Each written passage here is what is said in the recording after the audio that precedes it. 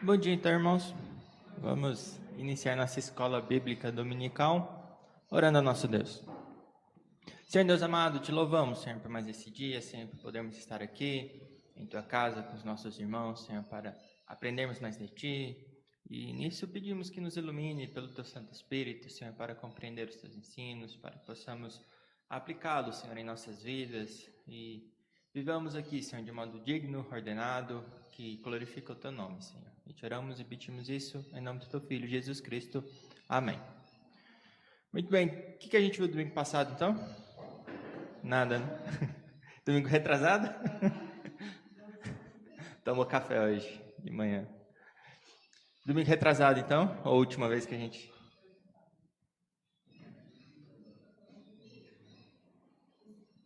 A gente viu sobre os ofícios, né? No finalzinho a gente estava falando sobre os ofícios e faltou um ofício, né? Mas quais são os ofícios de Cristo mesmo?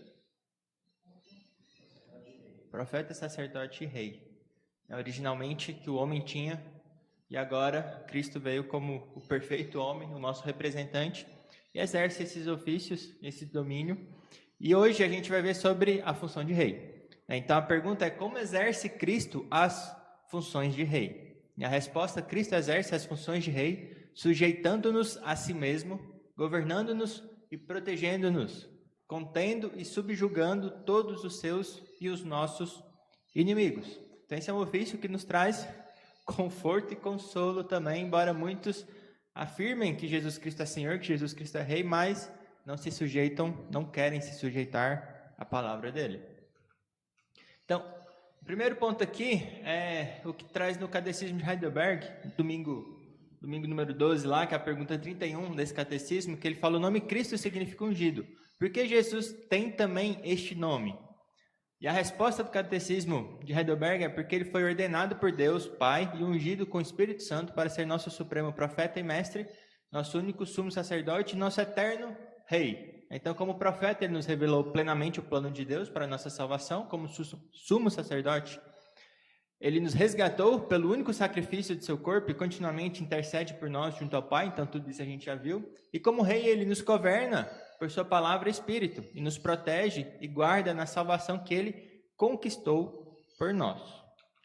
Então, os tipos de reinado que a gente pode pensar é, primeiramente, na verdade, Cristo como Deus, como Rei, como a segunda pessoa da Trindade, ele já governa e domina sobre tudo.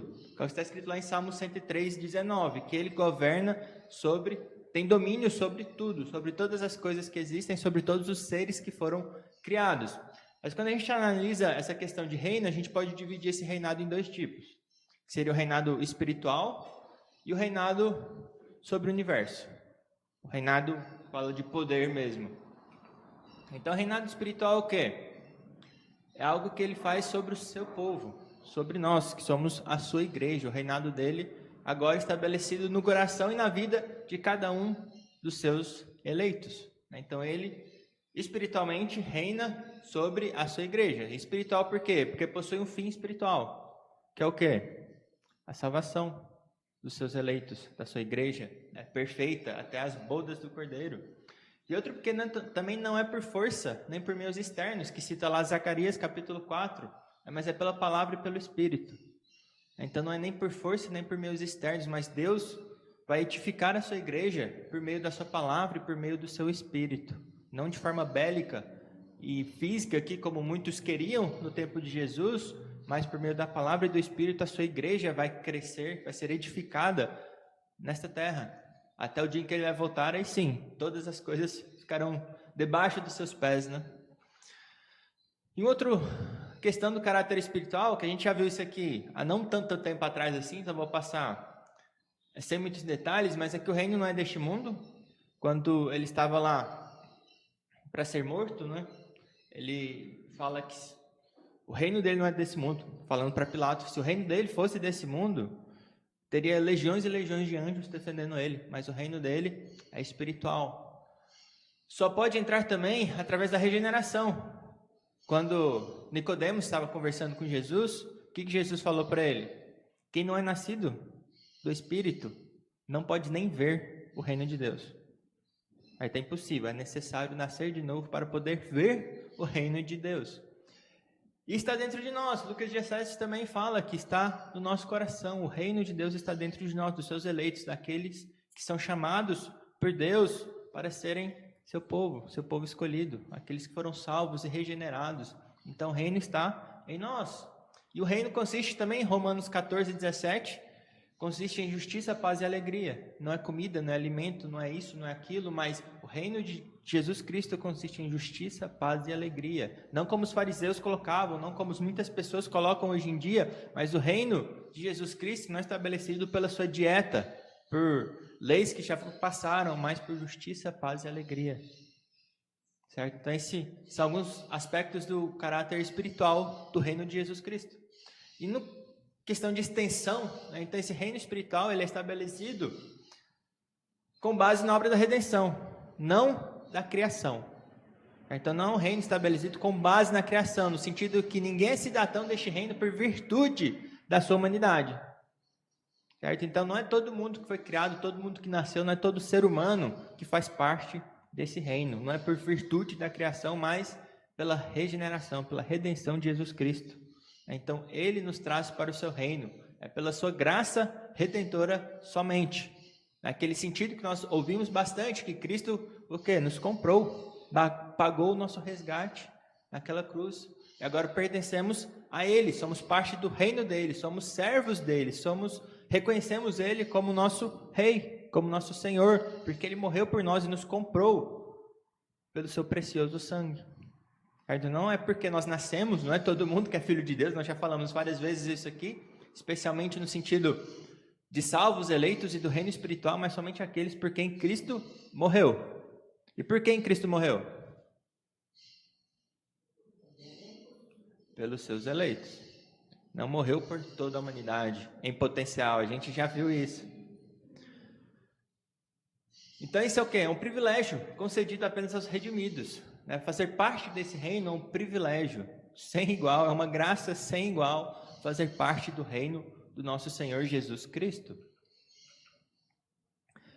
E outro aspecto também que não é um reino futuro apenas, é um reino já presente. Jesus e os apóstolos referiam ao reino como o quê?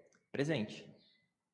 Jesus Cristo falava, se eu expulso os demônios pelo dedo de Deus, é porque é chegado o reino de Deus.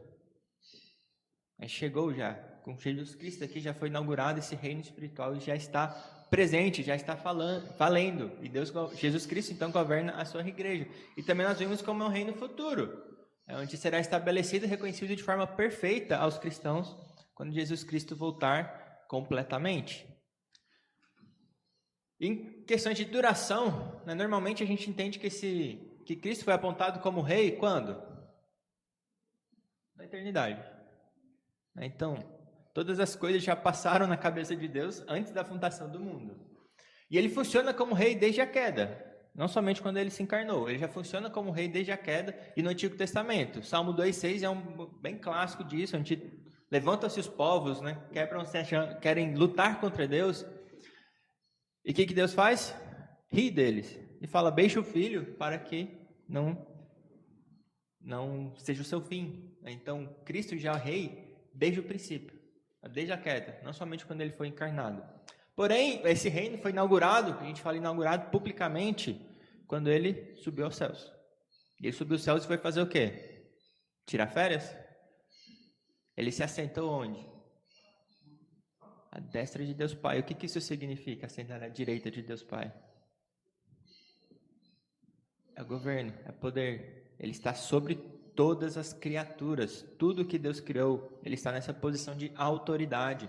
Então ele foi inaugurado nessa sessão, onde ele se assentou no trono do universo, subiu aos céus e se assentou no trono do universo. Em relação ao término, a gente vê que ele é sem fim. Ele é um rei eterno, como afirma o Catecismo de Heidelberg, que a gente viu a Confissão Belga. É um reino sem fim. A gente vai ver mais para frente um pouquinho também o reinado como cabeça da humanidade, como segundo Adão, ele vai ser sem fim. A gente vê depois que ele vai sujeitar todas as coisas, depois entregar a Deus, mas na questão de ser o cabeça da humanidade, não tem fim. Então, reino espiritual, nesse sentido, é sem fim. E como que Cristo, então, exerce esse governo, esse reinado sobre a igreja? com mensagens que a gente ouve dormindo, sonhando e tudo mais, com o nosso bom senso? Então essa é uma pergunta bem interessante, bem importante, porque muitos não param para pensar nisso. Jesus Cristo é rei, mas e aí, como é que eu obedeço? Como é que eu sei quais são as ordens, os comandos desse rei? Como é que eu me sujeito a ele? Como é que eu obedeço a esse rei? Muitos não param para pensar isso e ignoram as formas que Jesus Cristo governa a sua igreja. A primeira é o quê? Estabelecimento de oficiais. Cristo, Deus, estabelece oficiais para governar a sua igreja, para que tudo possa ocorrer ordenadamente, debaixo da palavra de Deus, e devemos ser fiéis, obedientes a esses oficiais, conquanto eles estejam sob a palavra de Deus. Então, uma forma é estabelecimento de oficiais, presbíteros, diáconos, pastores, eles são figuras importantes que representam a Jesus Cristo no governo da igreja, e muitas vezes são ignorados. Também, obviamente, firmando leis para o seu povo. E onde estão essas leis? Na palavra. Qualquer lei que não está na palavra não é de Deus. Algo que ocorre também muito frequentemente nas igrejas. São instituídas o quê? Leis, ordens, que muitas vezes são considerados pecados se forem transgredidos, mas não fazem parte da lei de Deus. Nós acrescentamos a lei de Deus muito frequentemente. Estamos querendo o quê? Reinar no lugar de Jesus Cristo? Isso é o que acontece. Então as leis de Jesus Cristo estão já fechadas nas Escrituras. Não podemos acrescentar nem diminuir dessas leis. Uma outra forma, então, é censurando o povo pela disciplina da igreja. Então, dos pilares de uma igreja fiel é a disciplina. Então, se não disciplinamos aqueles que estão em pecado na igreja, que não se arrependem, continuam pecando, e não disciplinamos, não fazemos nada, esta igreja não está sendo fiel a Deus. E não está sob o comando de Jesus Cristo. Que Jesus Cristo jamais permitiria e não permite que o pecado esteja no meio do seu povo, como se fosse algo aceito. Então a disciplina é essencial, uma das formas pelo qual Cristo governa a sua igreja. E várias outras. Então concedendo graça salvadora aos eleitos, recompensando a obediência dos eleitos, que ele virá e com ele vai trazer o nosso galardão. Então tudo isso são formas e meios pelos quais Cristo governa a sua igreja. Certo? Então, toda vez que falamos que Jesus Cristo é Senhor, nós reconhecemos tudo isso aqui. Nós precisamos reconhecer isso aqui. De outra forma, a gente está falando Senhor só de boca, honrando só com a boca, mas não com o nosso coração. Então, precisamos prestar obediência ao nosso Rei, reconhecer de fato que Ele é nosso Rei, não só pela boca, mas com todas as nossas ações. Certo? Tudo bem até aí?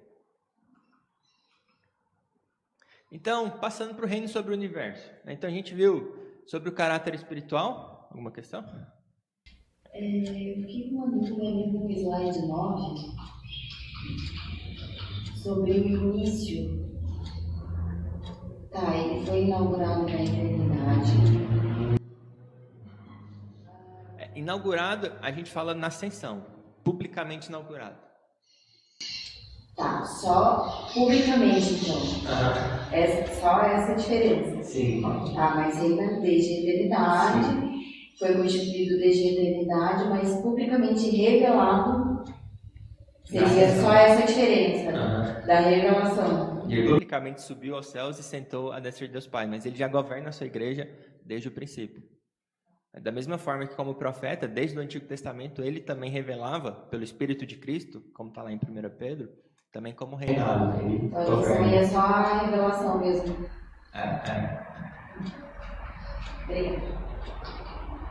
Muito bem, então passando para o universo, né? Então seu reino, obviamente, como a gente bem conhece, ele é universal, se refere ao domínio de Jesus Cristo sobre tudo, todas as coisas. Ele domina sobre todas as coisas.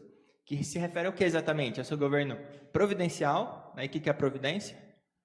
Fazer com que todas as coisas aconteçam conforme seu propósito, fazer com que todas as coisas de forma ordinária aconteçam seguindo seu interesse. Então ele faz com que todas as coisas sirvam ao interesse de quem? Jesus Cristo e da igreja, pelo qual ele morreu e está edificando. Então ele governa universalmente todas as coisas para o nosso bem também, para o bem da igreja.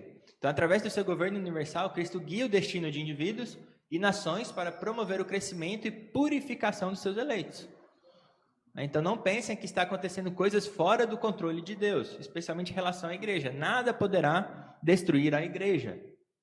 No máximo, a gente pode ver Cristo disciplinando a igreja e purificando seus eleitos, mas nada está fora do controle de Deus e nada vai vencer a igreja. Por mais que, vez ou outra, o foco do evangelho, os principais movimentos, os principais eleitos, a maior quantidade de eleitos possam mudar de continente para continente, indo de um lugar para outro e etc., a igreja sempre vai permanecer, sendo edificada por aquele que governa sobre todas as coisas, poderosamente sobre todas as coisas. Então a igreja nunca será derrotada. Então Cristo protege o seu povo e vindica a sua justiça, sujeitando e destruindo todos os seus inimigos.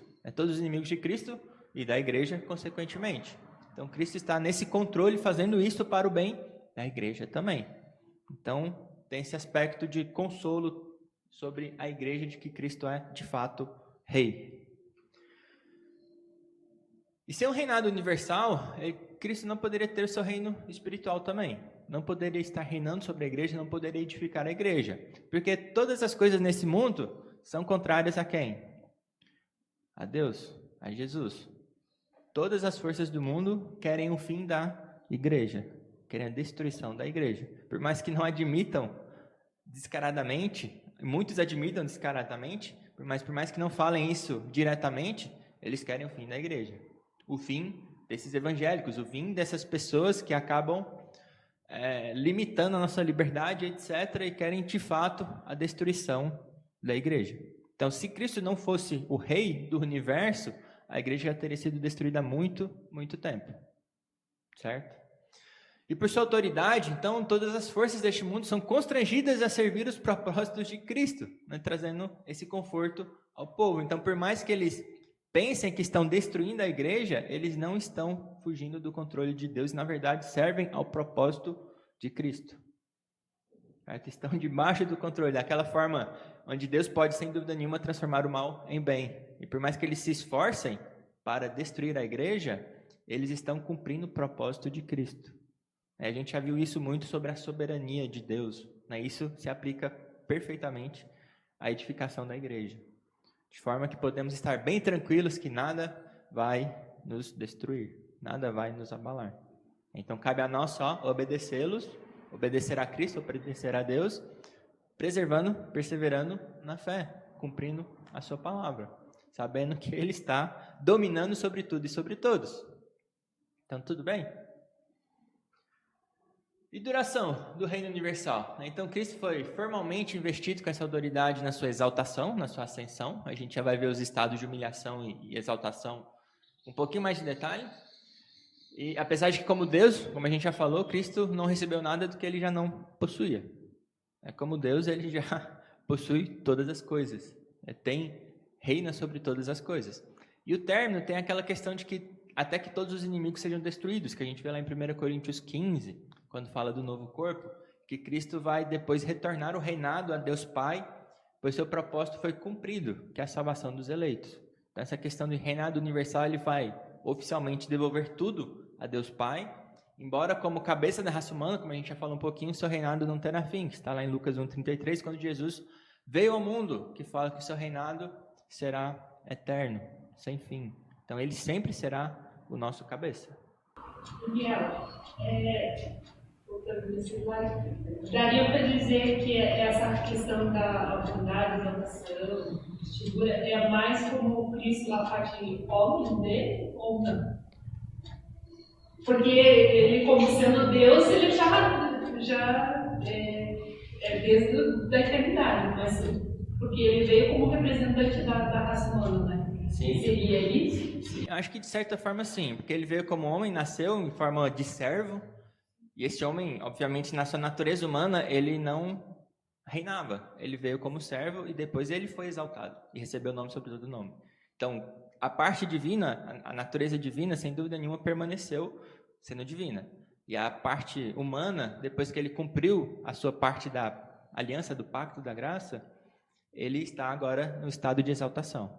Então, ele tem a autoridade agora nas duas naturezas dele. Porque ele subiu como homem, né? Sim. Ele ressuscitou como homem, sendo aníssimo, né? Sim. Então, talvez seja mais fácil da gente entender essa questão de ele receber e estar sentado à direita, né? Como a natureza humana também, sim. Podia ter pensado nisso antes, mas sim. Obrigado. Mais alguma coisa?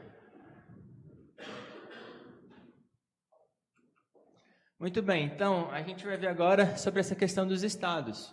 E o primeiro é o da humilhação de Cristo. A gente já falou sobre os ofícios dele, que ele exerce tanto no estado de humilhação como no estado de exaltação. E a pergunta 27 é: em que consistiu a humilhação de Cristo? Então a humilhação de Cristo consistiu em ele nascer, e isto é em condição baixa, feito sujeito à lei, em sofrer as misérias desta vida, a ira de Deus e a amaldiçoada morte na cruz, em ser sepultado e permanecer debaixo do poder da morte durante certo tempo. Então isso tudo foi a humilhação que Cristo padeceu.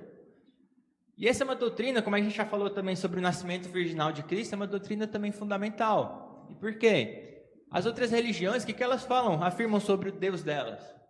É inimaginável que um Deus se humilhe, se coloque nessa posição de servo, como Cristo fez. Imagina todas essas religiões que a gente vê por aí afirmar isso. Todas as que rejeitam Jesus Cristo como Deus, é inimaginável pensar que esse Cristo que foi humilhado, que nasceu nessa condição baixa, possa ser Deus. Então essa doutrina ela é um pilar da fé genuína.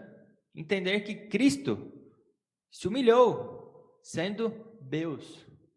Filipenses 2, não é o hino lá de Cristo, que não julgou como usurpação ser igual a Deus, mas ele se esvaziou, tomou forma de homem, se humilhou. É inimaginável para todas as outras doutrinas, todas as outras religiões, que um Deus possa fazer isso.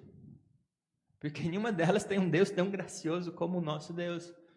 Então, esse estado de humilhação, sem dúvida nenhuma, é um pilar para saber se a fé é genuína ou não. E o que consiste, então, esse estado de humilhação?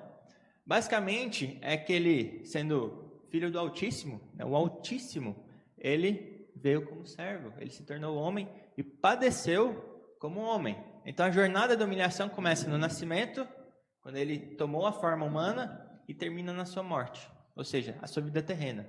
Enquanto ele estava aqui andando nessa terra, ele estava no seu estado de humilhação. A gente já falou um pouquinho sobre esse estado de humilhação não ser tão dividido assim, onde a gente tem momentos em que a glória de Jesus Cristo resplandece, que todos veem isso, no próprio nascimento, quando os anjos, a milícia celestial aparece dando glórias a Deus, no Monte da Transfiguração, lá onde ele revelou a sua glória para os apóstolos, para os 3 apóstolos.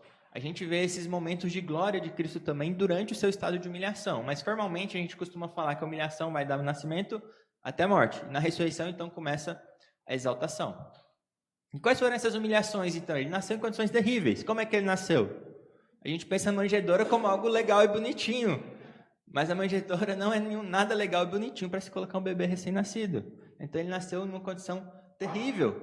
A oferta pelo primogênito que os seus pais deram era o que? Era a oferta de um homem pobre. Ele deu lá as ofertas que era colocada em Levíticos como a oferta de quem não tem condições financeiras. Então ele nasceu em condições humildes. Quando ele nasceu, ele foi o que também? Perseguido. Eles fugiram.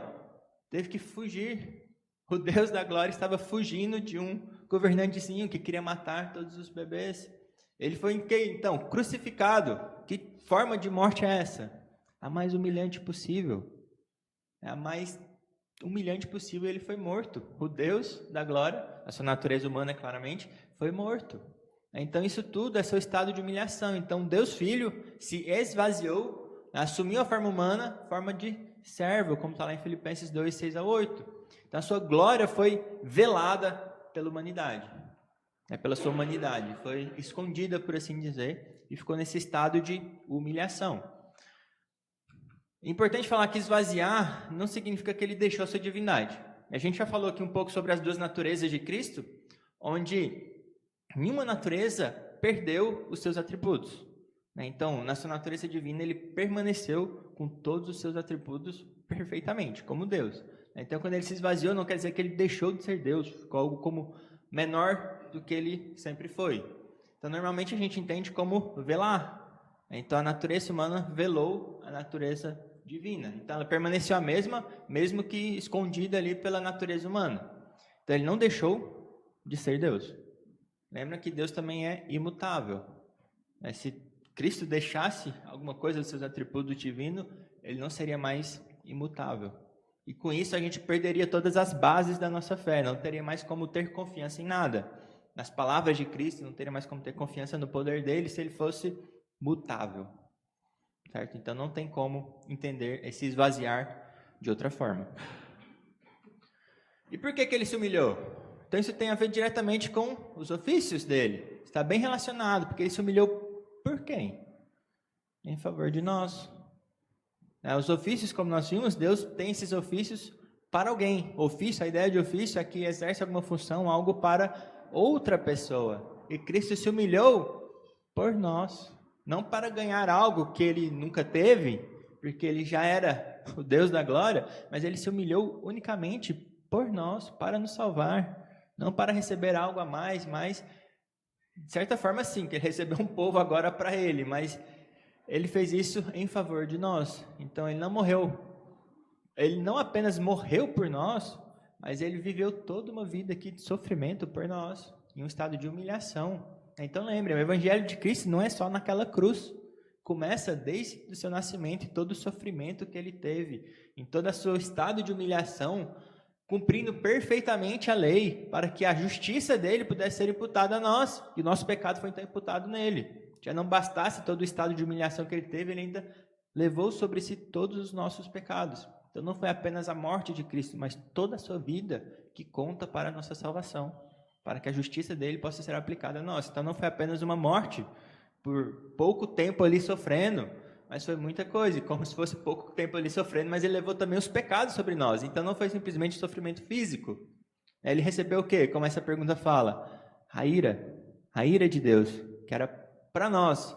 Ele recebeu naquele momento, naquela cruz, onde 3 horas houve densas trevas, onde ele sofreu a ira de Deus por nós, nesse estado de humilhação. E diferente do primeiro Adão, que estava num jardim bonitinho, onde tudo era muito bom, Cristo veio como esse segundo Adão, nesse estado de humilhação, em um mundo caído, um mundo de Gênesis 3 para frente, um mundo onde há ainda muito sofrimento, dor e coisas terríveis. Então, Cristo foi tentado em meio à humilhação. Então, observe a diferença dos dois Adãos. Como que é o plural de Adão?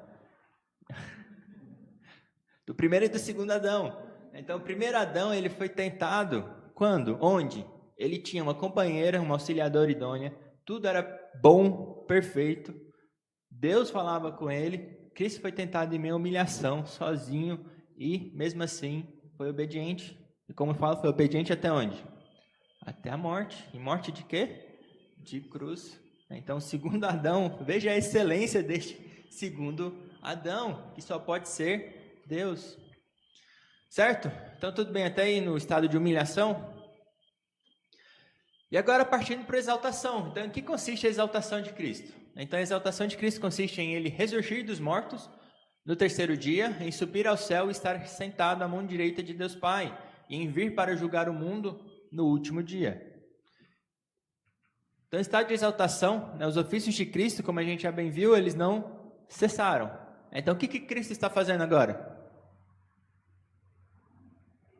Reina. E o que mais? Sumo sacerdote, ele intercede por nós, e ele continua também revelando a palavra dele a nós por meio do seu Espírito. Então, os seus ofícios, eles não cessaram. E no estado de exaltação, ele ainda exerce esses ofícios em favor de nós. E o estado de exaltação começa, então, a partir da ressurreição. Então, tecnicamente, aí, teólogos colocam como a partir da ressurreição começa o estado de exaltação, onde ele foi ressuscitado, o sacrifício foi aceito, e ele agora recebe toda a autoridade nos céus e na terra. Embora, como eu já falei aqui, o progresso de humilhação e exaltação não é tão divididinho assim. E nos elementos de exaltação, a gente tem 2 elementos que já foram acontecidos, estão no passado, que é a ressurreição e a ascensão.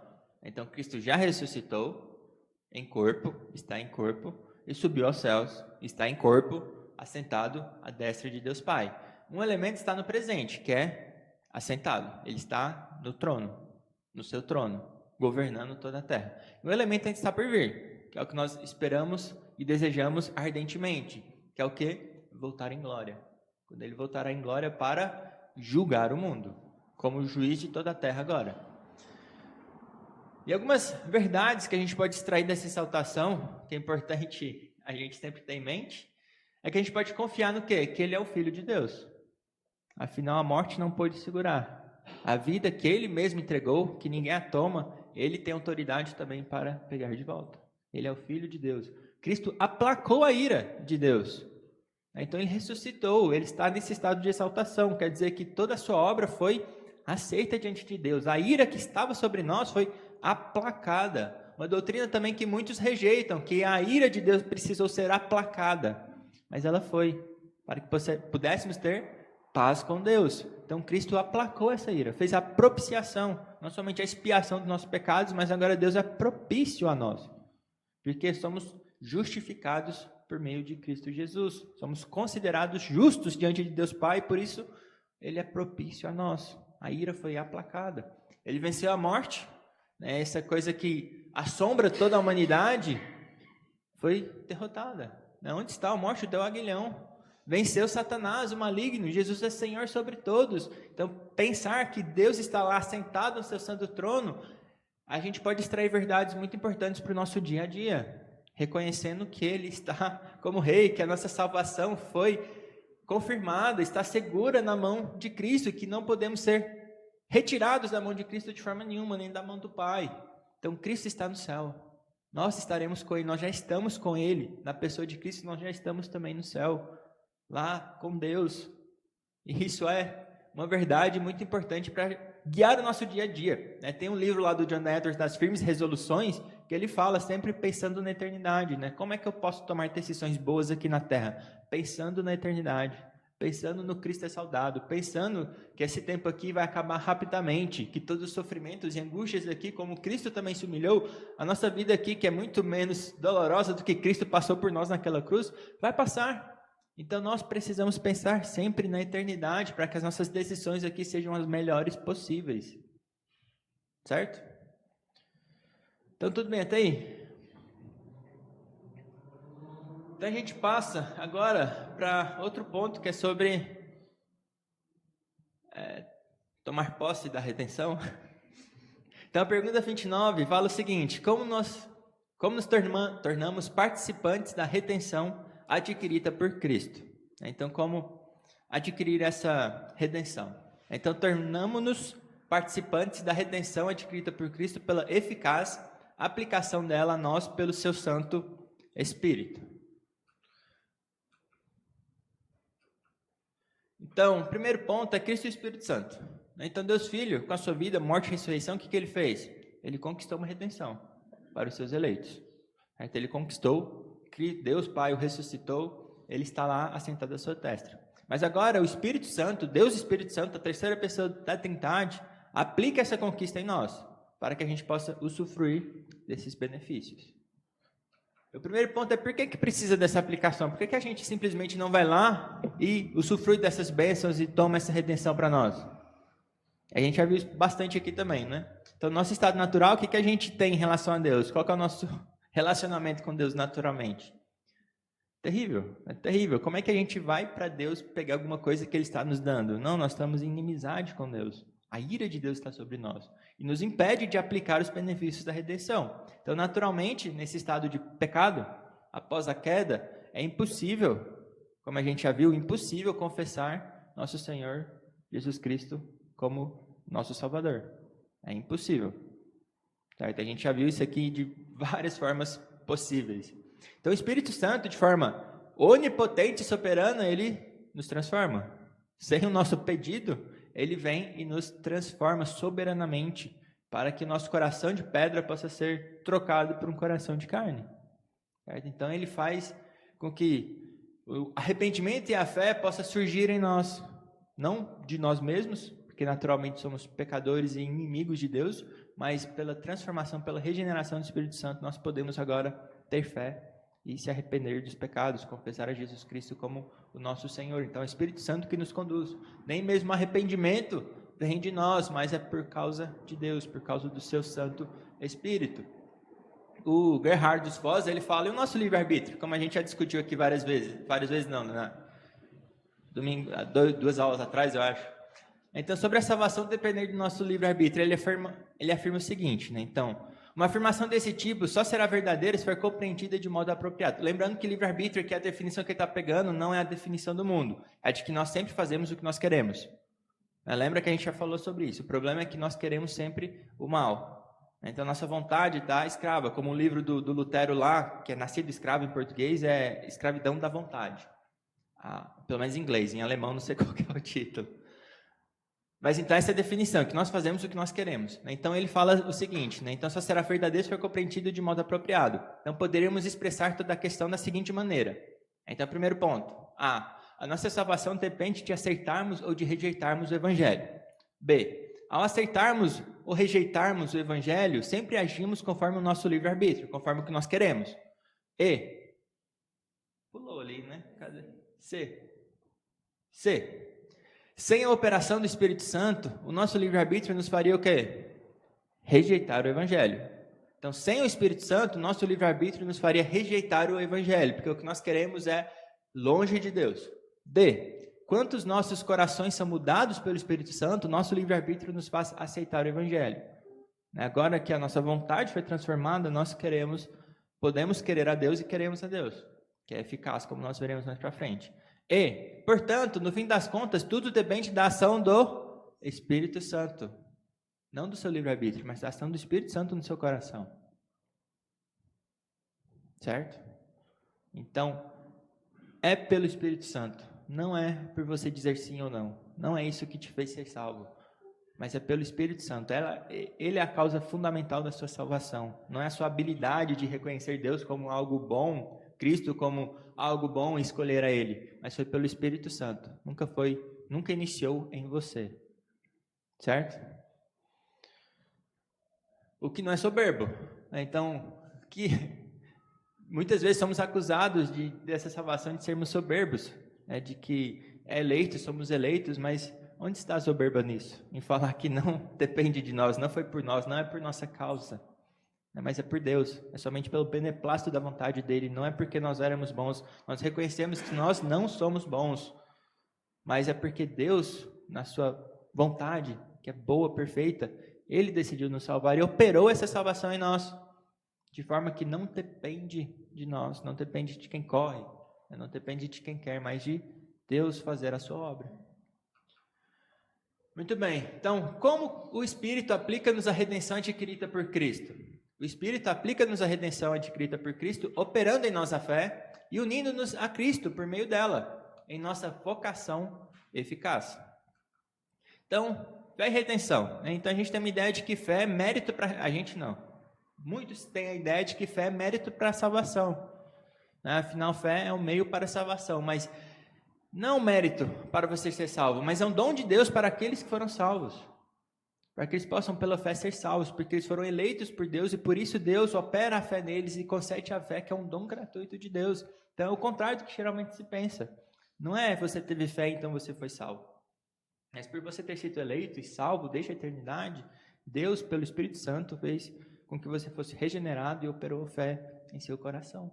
Então a redenção só pode ser aplicada naqueles que têm fé que Deus pode cumprir todas as suas promessas. Então a fé, sem dúvida nenhuma, é essencial para a salvação e ela só pode vir porque Deus concede a fé a nós. Então pela fé nós cremos e confiamos nas promessas de que Cristo morreu, de que Cristo ressuscitou, de que Cristo está à destra de Deus Pai e que Ele voltará para nós, para nos levar para Ele. Para onde quer que Ele esteja, nós estejamos também. Então confiamos nisso por causa da fé e essa fé vem de Deus. Então, o Espírito Santo que opera a fé em nós. E o que é fé, afinal? Então, Calvino, ele fala o seguinte, possuiremos uma definição correta de fé se a chamarmos de um conhecimento firme e certo da benevolência de Deus a nosso favor, fundamentada sobre a verdade da promessa dada gratuitamente em Cristo, tanto revelada à nossa mente como selada sobre o nosso coração mediante o Espírito Santo. Então, fé é certeza, conhecimento firme, certo de que Deus é bom, de que Cristo, Ele nos deu gratuitamente a redenção, conquistou por nós, e isso está selado no nosso coração, na nossa mente por meio do Espírito Santo. Certo? Então, essa é a definição de Calvino. De forma geral, fé não é apenas um conhecimento racional, porque Tiago 2,19 fala que os demônios creem e tremem. Então, qual que é a diferença da fé deles, da credulidade deles, ou da crença deles, da nossa? Então, algo que já foi falado aqui, o pastor também já pregou e falou, não nos termos aqui latim, mas ele falou sobre essas 3 etapas da fé, onde a fórmula geral, desde os reformadores, eles tentaram elaborar isso, consiste em 3 aspectos essenciais, onde os 2 primeiros, todo mundo tem. Seria a notícia, né, o conteúdo da fé, no que se crê. Então, primeiro a gente precisa dessa notícia, dessa informação. Qual que é o conteúdo da fé? Então, a gente não crê em algo abstrato e vazio que a gente não sabe o que é. Não tem como crer se você não entende, se você não compreende, se você não recebeu aquela informação. O outro seria o assensus, né, a convicção de que aquele conteúdo de fato é verdadeiro. Onde os diabos têm, os demônios têm, eles sabem que Deus é verdadeiro, eles sabem que Jesus Cristo é Filho do Altíssimo, eles confessaram isso, quando Cristo veio expulsá-los, eles confessavam isso. Então, o elemento que eles colocaram como essencial para sair da credulidade para a fé salvadora, é o fidúcia, que é a confiança pessoal, é depositar de fato a nossa vida, toda a nossa confiança em Cristo Jesus, só nele, não nas nossas obras. É um ponto, na reforma isso era bem afirmado, né? Não nas nossas obras, mas confiar somente em Jesus Cristo, somente nele. Esse seria o aspecto essencial para sair da credulidade para uma fé salvadora. Então a fé, ela pode não ser um produto da razão humana, onde é necessário o Espírito Santo transformar essa nossa condição pecadora para que a gente enxergue claramente, mas então ele provém da graça de Deus, mas ela se mostra sempre o quê? Racional. Plenamente racional. Então, o homem natural não aceita as coisas do Espírito de Deus, porque eles são loucura. A sua natureza, por mais que não sejam irracionais, ele não aceita como algo que poderia acontecer. E não pode entendê-las, porque elas se discernem espiritualmente. Espiritualmente não no sentido místico e irracional, mas espiritualmente no sentido que realmente Deus é quem revela, é quem demonstra tudo isso, coisas que saem do natural. E João 15, 26 fala, quando porém vier o Consolador, que eu vos enviarei da parte do Pai, o Espírito da verdade. Então ele é o Espírito da verdade, que dele procede, esse dará testemunho de mim. Então a fé, ela é sempre colocada e demonstrada em todas as Escrituras como plenamente racional. E sempre foi defendida assim pelos principais teólogos, desde Agostinho lá no século IV, até os reformadores e depois dos reformadores e até hoje como algo racional. Certo? Não é algo que foge da racionalidade. Afinal, Deus não pode ser irracional. Certo? Deus não pode negar a si mesmo. Se ele fosse, se a gente permitisse essa suposição aqui, que Deus fosse irracional, então quando ele fala que ele vai nos salvar, pode ser que ele está falando que ele não vai nos salvar. Quando ele fala que é isso, pode ser outra coisa, porque ele não está sendo racional. Se Deus não é racional, que confiança nós temos? Se o mundo não é racional, se a nossa fé não é racional, que confiança nós temos para suportar todas as coisas? Então, nossa fé sempre é plenamente racional. Então, o que não é fé? Então, a fé não pode ser vista como um salto no escuro. Um salto no escuro é de louco. Quem é que vai dar um salto no escuro? Não é alguém que confia em Deus, que teve a mente revelada e iluminada por Deus. Então, a revelação das Escrituras, elas sempre se apresentam clara e lógica àqueles que têm o Espírito da verdade. Então, uma fé cega e racional será como uma casa sem fundamento, onde qualquer tempestade que vier será abalado. Então, qualquer fé que vocês pensem que é suficiente, uma fé irracional, uma fé um salto no escuro, que vocês não se aprofundam na palavra, que não conhecem quem é esse Deus, qualquer problema que acontecer na vida de vocês, a casa de vocês vai cair. Será grande a ruína. Então, nossa fé, ela sempre se apresenta racional. É isso que nos dá base para confiar, para permanecer firme. De outra forma, seremos abalados. Muito bem, então a gente parte para a união com Cristo. Afinal, a pergunta fala que também nós estamos unidos com Cristo. 2 Coríntios 5,17, que tem até músicas para criança aí, que é bem legal, que fala o seguinte: e assim, se alguém está em Cristo, é nova criatura. As coisas antigas já passaram, e eis que se fizeram novas. E Paulo descreve um crente como? Alguém que tem uma fé irracional? Não. Mas uma forma que ele descreve, não somente na carta aos Coríntios, mas como um todo, nas cartas paulinas, é alguém que está em Cristo, no sentido de estar unido a Cristo. unido a Cristo. E o que significa essa união? Então, nossa união com Cristo começou primeiro onde? Na eternidade. Tudo começa na eternidade. Na mente de Deus, fomos predestinados para Ele, para a adoção de filhos, onde em Cristo nós agora somos filhos também de Deus. É que a gente vê lá em Efésios 1:5, todo o plano da redenção. E prosseguiu então com uma realidade encarnada. Então, somos irmãos de Cristo, adotados por Deus Pai, estamos em Cristo, e agora Cristo se encarnou, e Ele é o nosso cabeça, nosso representante, nossa natureza humana. Então Ele desfez o que o primeiro Adão fez, de errado, e fez o que o primeiro Adão falhou. Romanos 5, nós vemos lá o segundo Adão, que por meio dele nós temos vida.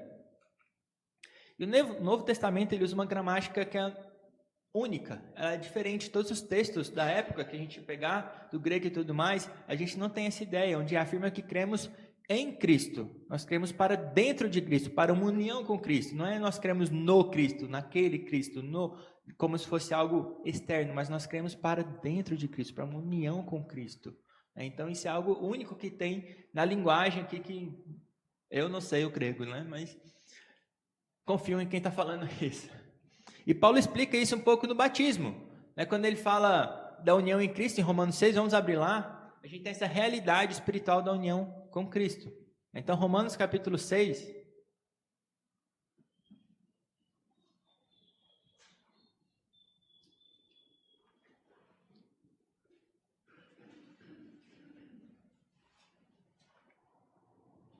Romanos 6, 1 ao 6, quem achou pode ler, por favor? Que diremos, pois? Permaneceremos no pecado para que seja a graça mais abundante? De modo nenhum. Como viveremos ainda no pecado, nós os que para ele morremos? Ou porventura ignorais que todos nós que fomos batizados em Cristo Jesus, fomos batizados na sua morte? Fomos, pois, sepultados com ele, na morte pelo batismo, para que, como Cristo foi ressuscitado dentre os mortos pela glória do Pai, assim também andemos nós em novidade de vida. Porque, se fomos unidos com Ele na semelhança da sua morte, certamente o seremos também na semelhança da sua ressurreição, sabendo isto, que foi crucificado com Ele o nosso velho homem, para que o corpo do pecado seja destruído, e não sirvamos o pecado como escravos. Então aqui fala sobre a nossa união com Ele, batizados com Ele, morrendo nosso pecado naquela cruz, e também com essa união com Cristo nós temos certeza da ressurreição, porque nós estamos em Cristo, unidos com Ele, fazemos parte de Cristo, e é algo magnífico. A união também tem uma realidade mútua, que é algo que torna ela ainda mais magnífica ainda. Não é somente a gente que vive em Cristo, mas Cristo está onde também? Vive em nós. Cristo vive em nós. Vamos abrir lá em João 14, 16 ao 20. João capítulo 14.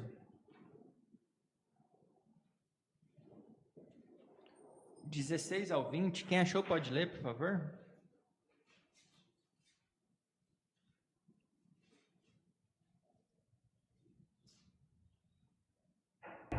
E eu rogarei ao Pai, e Ele vos dará outro Consolador, a fim de que esteja para sempre convosco.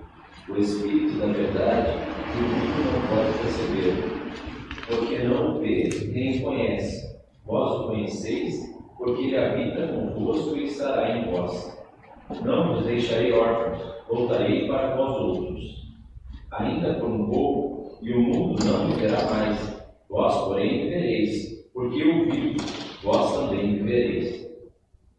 Naquele dia, vós conhecereis que eu estou em meu Pai, e vós em mim, e eu em vós. Então, é uma realidade muito boa de ouvir, porque não simplesmente estamos em Cristo, mas Ele habita em nós, Ele está em nós, Ele faz parte, está conosco todos os dias da nossa vida, como Ele prometeu na sua ascensão. Ele habita em nós, nós estamos com Ele e Ele está em nós. Não há motivos para temer nada nesse mundo, não há motivos para se preocupar, nem andar ansiosos com nada nesse mundo, porque Cristo está em nós. Somos templo do Espírito Santo, como fala. Ele habita em nós. E finalmente também tem essa realidade escatológica dos fins dos tempos. Quando Cristo voltar, nossa união será manifestada de forma completa. Então, 1 João 3,2 fala: amados, agora somos filhos de Deus, e ainda não se manifestou o que haveremos de ser. Sabemos que quando Ele se manifestar, seremos semelhantes a Ele, porque haveremos de vê-lo como Ele é. Então, essa união com Cristo vai nos permitir que esse corpo de morte seja destruído finalmente, possamos ter um corpo como o que Cristo tem agora. Nós poderemos ver Ele face a face, sem que sejamos destruídos. É aquela visão perfeita, onde veremos o nosso Salvador, habitaremos com Ele, estaremos com Ele, viveremos com Ele, e veremos Ele face a face, como Ele realmente é. Algo que, como o hino fala, né? Nem Adão chegou a conhecer antes mesmo de pecar. Nós veremos a Deus, agora sem nenhum problema, sem nada sendo velado, como Ele é, porque Ele está em nós. E isso será manifestado quando Ele voltar em glória. A questão é, qual que é a nossa identidade? Então a gente vê o mundo aí se questionando muito sobre qual que é a identidade de cada pessoa, quem você realmente é. E eles criam diversas opções para cada um escolher, e geralmente todas sexuais. Todos criam várias identidades, não somente macho e fêmea, para que a pessoa possa se identificar com alguma daquelas opções, e todas sempre perversas. Nenhuma identidade que é levantada pelo mundo tem a ver com caráter, com transformação de vida, é sempre com perversidade. E nós, como cristãos, nós temos uma identidade bem definida, que é qual? Cristo Jesus. Estamos em Cristo. Com Ele nós somos o quê? Transformados de glória em glória. Nós não temos este questionamento que o mundo tem. Nós sabemos muito bem quem nós somos e quem nós devemos ser, como que nós seremos transformados e cada vez mais melhorando e buscando imitar a quem? A Jesus Cristo. Nós temos a nossa identidade bem definida, somos cristãos, crentes. Buscamos e seguimos e andamos como Jesus andou, ou buscamos andar. Mesmo que nós caiamos aqui, nós sempre buscamos cada vez mais pecar menos, andar como Cristo andou também, para que possamos imitá-lo, sendo transformado de glória em glória até o dia em que seremos manifestados, o nosso corpo será manifestado e poderemos andar com Ele, vê-lo como Ele realmente é. Então, nós não questionamos a nossa identidade, isso não nos aflige, porque nós sabemos muito bem, a Bíblia revela a nós, o nosso Criador revela a nós muito bem quem nós somos. Não temos esse problema, certo? Tá aí, tudo bem? Muito bem, outro ponto, então, é o que é vocação eficaz, que é o finalzinho da pergunta fala dessa vocação eficaz, e a resposta é: vocação eficaz é a obra do Espírito Santo, pela qual, convencendo-nos do nosso pecado e de nossa miséria, iluminando o nosso entendimento pelo conhecimento de Cristo e renovando a nossa vontade, nos persuade e habilita a abraçar Jesus Cristo, que nos é oferecido de graça no Evangelho. Então, vocação significa literalmente o quê? Chamar. Então, entendemos que Deus chama pecadores por meio de duas formas, e provavelmente vocês já ouviram. Tem o primeiro chamado exterior, que é o quê? A pregação. Palavra que é audível, que todos podem ouvir. E o chamado interior, que é algo que Deus não usa mais pessoas, mas usa o seu próprio Espírito Santo. Então, o chamado exterior se refere à pregação do Evangelho. É feita indiscriminadamente para todas as pessoas. Então, a pregação do Evangelho é, sem dúvida nenhuma, para todos. Todos que possam ouvir. Chamado que sempre é o quê? Resistido. É resistido e rejeitado pelos pecadores. Muitos até falam da graça irresistível que queriam mudar o nome, como toda a tulip lá, toda aquela florzinha, eles querem mudar o nome para deixar um pouquinho mais claro. Então, esse chamado externo, nós sabemos que a nossa condição natural é sempre inimizade com Deus, em pecado, esse estado de pecado. Então, o chamado externo do Evangelho, ele sempre é resistido e rejeitado pelos pecadores. Portanto, ele é o quê? Insuficiente para a salvação. Simplesmente a pregação ela é insuficiente para a salvação. É um meio que Deus usa, é um privilégio que Deus nos dá, pregar o Evangelho, anunciar a graça dele, mas ela é insuficiente para a salvação. Um ponto muito importante, não é pela nossa habilidade de pregar o Evangelho, de convencer as pessoas, de persuadir que vamos salvar alguém. É impossível, pela nossa capacidade, salvar alguém pregando o Evangelho. É insuficiente esse chamado exterior. Então a gente tem esse chamado interior que acompanha o chamado exterior, porém não de forma indiscriminada. Vem só para quem? Para os eleitos de Deus. Então esse chamado interior é somente para os eleitos. A gente já viu isso sobre expiação limitada, né? A gente não vai falar de novo. É somente os eleitos, é somente o corpo de Deus dos eleitos. Deus morreu, Cristo morreu para os seus eleitos. Esse chamado interior também vem somente para os eleitos. Importante notar também que não é necessariamente no primeiro chamado externo que vai vir um chamado interno. As pessoas, muitas vezes, nós pregamos e elas ainda não se convertem. Mas, certamente, os eleitos de Deus, uma hora, receberão esse chamado interno que vai superar toda essa resistência do pecador, porque será transformado pelo Espírito Santo, e o Evangelho vai chegar no coração dele. Os seus olhos serão abertos, serão iluminados a sua mente para a grandeza do nosso Senhor Jesus Cristo, e ele finalmente se sujeitará a Cristo. Então, todos os eleitos, por mais que não sejam de cara, aceitem o Evangelho, eles aceitarão, reconhecerão e dobrarão os joelhos diante de Cristo Jesus. Então, esse chamado interior ele vai superar toda a resistência, transformando a gente, capacitando a gente, os eleitos de Deus, para receber a mensagem do Evangelho. E nesse ponto, ele é infalível em trazer as pessoas para o Evangelho. Quando Deus chama, de fato, transforma a pessoa, é infalível. Por isso que a gente fala que é eficaz. Sempre cumpre o seu propósito, que é trazer aqueles eleitos para o corpo da igreja, para Cristo. Certo? Muito bem. Então, no chamado exterior, a gente tem que a graça do Evangelho, ela é ofertada aos pecadores. É de forma indiscriminada. Agora, no chamado interior, a graça do Evangelho é concedida aos pecadores, de forma que eles são transformados e recebem o Evangelho de Jesus Cristo. Lembrando que o chamado interior, ele é mais restrito que o exterior, como Mateus 22:14, que muitos serão chamados, mas poucos são escolhidos. Certo? Muitos são chamados. O Evangelho já foi pregado para muita gente, muitas mesmo. Por mais que ainda faltem muitas pessoas e precisamos pregar cada vez mais, ele já foi pregado para muitas pessoas e já foi resistido, rejeitado por muitas pessoas. Certo? Então, a gente tem a ordem da salvação, que é interessante lembrar, a ordem dos salutes, né?